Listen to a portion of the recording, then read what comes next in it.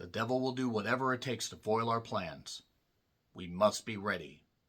The Ritual is a horror movie where some guys go on a hunting trip into the deep, deep woods and encounter an evil so vile they will never, ever forget as long as they live. Spoiler alert, they don't live all that goddamn long. Oh, I'm sorry. That's the Netflix original, The Ritual, that came out a number of years ago, and certainly was a choice of a film. Wasn't all that great, unfortunately. This version of The Ritual was written and directed by David Medell and also written by Enrico Natale and is set in Early, Iowa in 1928, where a certain presence is afoot. And if you can't tell what that presence is by The Ritual and by the tone, let me just basically give you the spoiler-free rundown. We have two priests, one played by Al Hoo-Ha Pacino, who is a massively talented actor, so prolific, so great, and just honestly, so many iconic roles. And then he decided to do stuff like Jack and Jill and other things in the last number of years. But as long as he's having fun in the twilight of his career, that's okay, that's great. But I said two priests. Obviously, Al Pacino is not going to pull an Alto Knight's Robert De Niro playing two roles. We have Dan Stevens, who is in Abigail, and he's been in other stuff. He was in The Guest. Very, very good actor. He plays a younger priest. By the way, the name of, Al Pacino's character, Theophilus, I believe is his name. And then Joseph, not the amazing Technicolor Dreamcoat sporting Joseph, but Joseph Steger, played by Dan Stevens. He's more of the young type, that is going to have his faith tested, shall we say, because the ritual that is involved in this involves a young woman named Emma, played by Abigail Cohen, who is in I Still Believe, and then also you have his sister, Sister Rose, played by Ashley Greene, who has been in some fun movies. She was in the Twilight Saga. She was also in stuff like The Apparition. More on that here in a bit as to why I thought of The Apparition. And let's just say Emma ain't doing all that well. She has basically been moved into the church because a certain ritual needs to be done because Emma, well, let's just say she's got something inside her that these priests need to get rid of. That's it. I mean, if you can't figure out what it is, there you go. So I ask this, have you seen an exorcism movie? Have you read the term exorcism in the dictionary? Can you spell it? Well, you already could produce a better exorcism movie than whatever the fuck The Ritual is. I'm not mixing words. It's one of the most boring, basic bitch of a concepts that I have ever fucking seen. Every exorcism cliche is played out to the goddamn hilt. Every single one. And also some of the worst fucking camera work I have seen in my life. Whoever made the choice to do this camera work this way, shaky sitcom cam-like stuff, you need to be fucking punched in the goddamn dick. I'm sorry. What the hell was this supposed to be? It's not guerrilla warfare. It's not good. It's certainly not stylish. And yes, I'm sure that this film had a low budget despite the talent in there. I can't imagine some of these stars, were on set for too long. Because I can't imagine the shoot took longer than 2 weeks. Patricia Heaton is in this. Yes, from Everybody Loves Raymond. Also, they actually shockingly had quite a few nuns that I think could be almost described as baddies, as the kids say, because they are very, very attractive women that are given virtually nothing to fucking do. Also, this church or nunnery or whatever the hell they're calling it has literally one head priest, and it has Dan Stevens' Steiger, and he's going through something I'll talk about in the spoiler section, even though it's revealed very early on. And because, well, they need this church, they decide to have Al Hoo-Ha Pacino show up and perform this series of rituals to get this evil out of Emma. The thing about the movie is I can forgive something being cliched if it's fun. This will put you to sleep within 20 minutes. I watched this in a theater not too far from me, actually. But I paid a small fee and decided to drive to another city to watch this. So I feel qualified to basically say that whatever they spent on this movie, they really need to be investigated for money laundering. One of the production, credits was a BuzzFeed production, which kind of tells us all we need to know. XYZ Films, Google them. They have actually done some good low-budget horror movies, and they've also done some dog shit. That being said, every studio will do that, but like 15 other studios were involved. I swear I counted at least 10 to 12 executive producers. I understand if you have a low wattage production, but my God, everything in this movie is so sanitized, not even satanized. There's nothing, there's no stakes, there's no nothing. The body horror elements have been done time and time again in better movies. The performances are lousy despite the talented cast. And I really would like to know who looked at this in charge of production and said, yeah, that's a good finished product. Yeah, that's a good scene. We can film this like we're a goddamn idiot, like we're having, we're having a series of small strokes, throwing this thing around, or like we have the goddamn shakes because we're going through the DTs, which I felt like drinking after watching this, and I'm straight edge, and I don't like to drink at all, but thank you so much, The Ritual. You've made me feel like drinking. It's based on actual events, by the way. I mean, and I'm sure those actual events were a lot more interesting than whatever the fuck played out here. But yeah, they're in Iowa in 1928. No wonder it was bleak and depressing.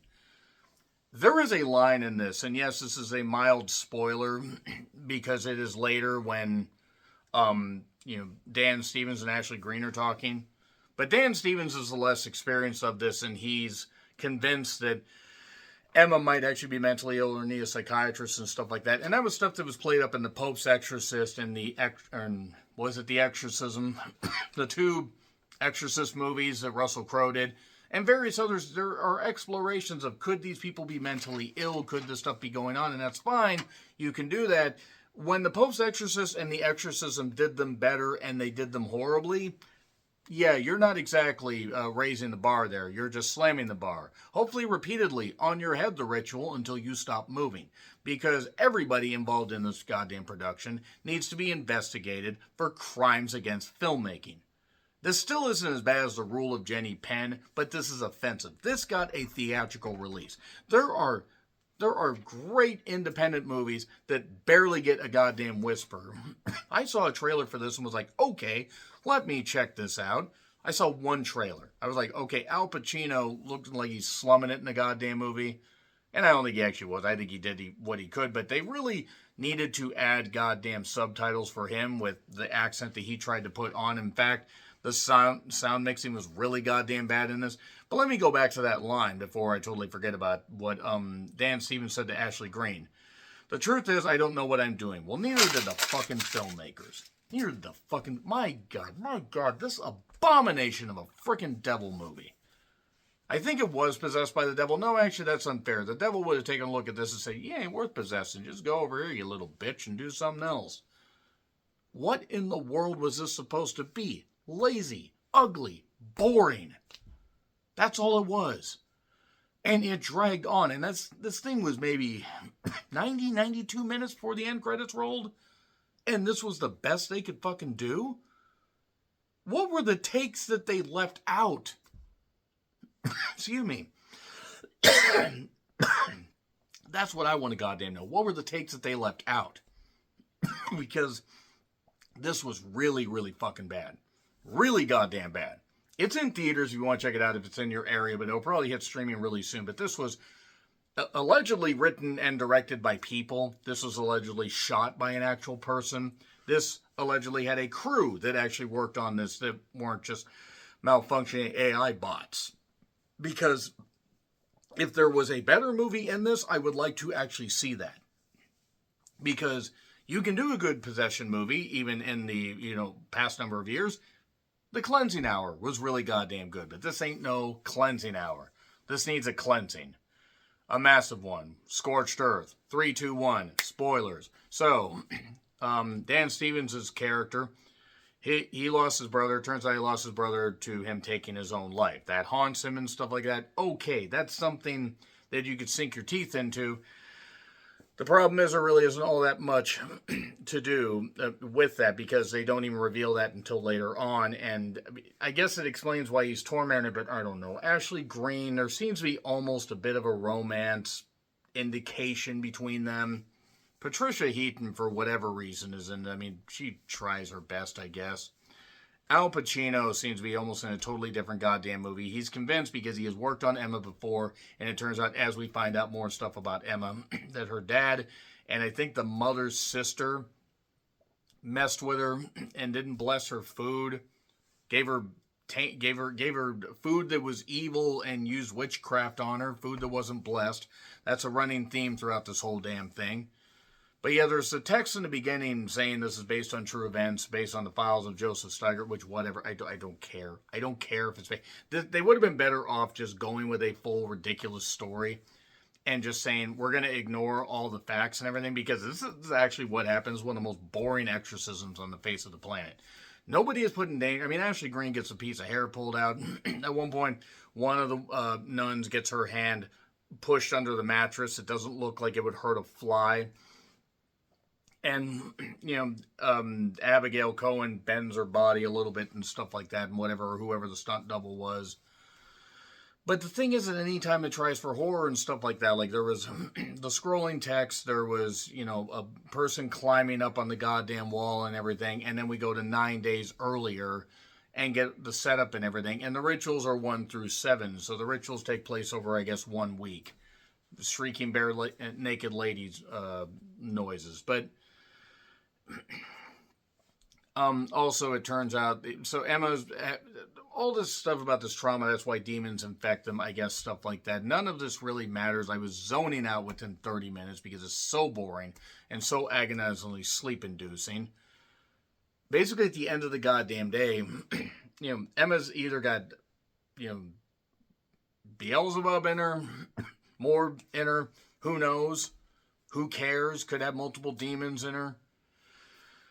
And ends up basically gradually attacking people. There's like one part where she's like all covered in blood and she can't drink water and stuff like that because I guess water is purified and stuff like that. And the devil won't let her have water and won't let her have supplies. Will just rail on her and wear her down and stuff like that.